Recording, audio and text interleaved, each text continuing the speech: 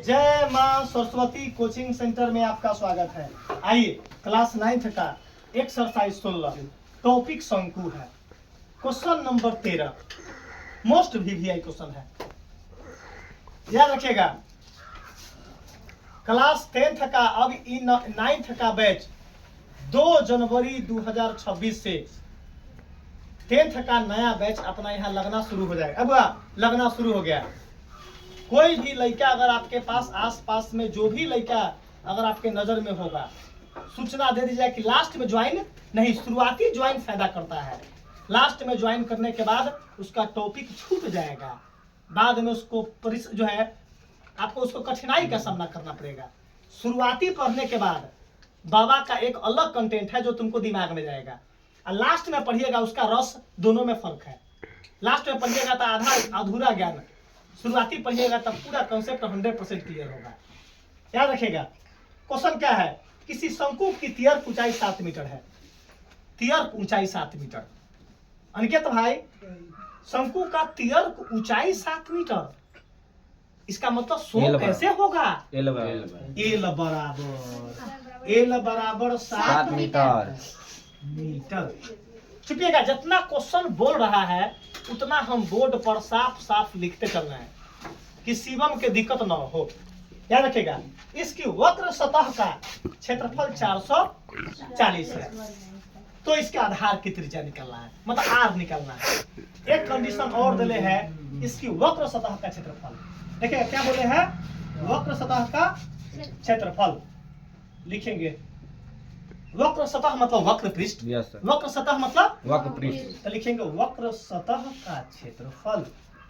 वक्र सतह का क्षेत्रफल बराबर जोशिक बताएगा वक्र सतह का क्षेत्रफल क्या होता है? पाई आर एल। अपना मुंह से बोला है। बाप रे बाय का मतलब एक सही बोल रही है, पाई आर एल। चलिए अब बताएगा बाबूराम, पाई आर एल दे लेगा। वक्र सतह का क्षेत्रफल पाई आर, सॉरी, वक्र सतह का क्षेत्रफल दे लेना है पहले। 440 वर्ग मीटर। मतलब इतना अभी दे ले है डाटा जो लिखेंगे। वक्र सतह का क्षेत्रफल 440 वर्ग मीटर दिया हुआ है।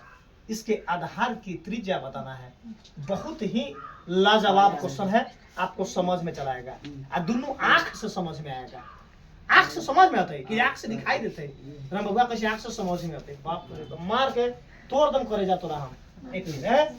चलिए राम बाबू बताएगा वक्र सतह का क्षेत्रफल के नीचे उसका वक्र पृष्ठ का क्षेत्रफल क्या होता है? पाई आर एल। तो एकरा नीचे पाई आर एल, पाई आर एल सही है बाहो। बराबर बराबर बराबर 440। कोई दिक्कत नहीं है। पाई का मान जो सीख बीच में कुछ न तो आर का वैल्यू नहीं है, निकालना है। बीच में कुछ न तो एल का वैल्यू बराबर 440। ईमानदारी बताओ, जो सीख समझ में आया है?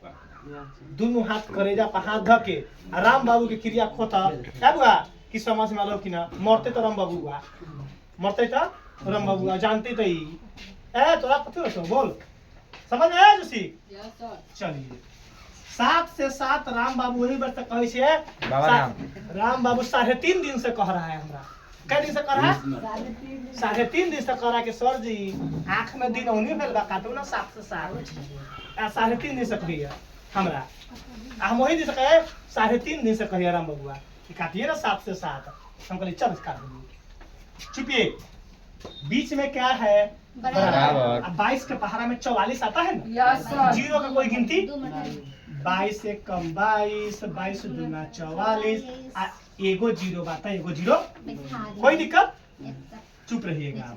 यहाँ बचा क्या राम बाबू? आर बराबर 20। चुपिएगा, कथी मांगले है? आधार की त्रिज्या कथी में बा? 7 मीटर। यही राम बाबू के कृपा से क्या हो गया?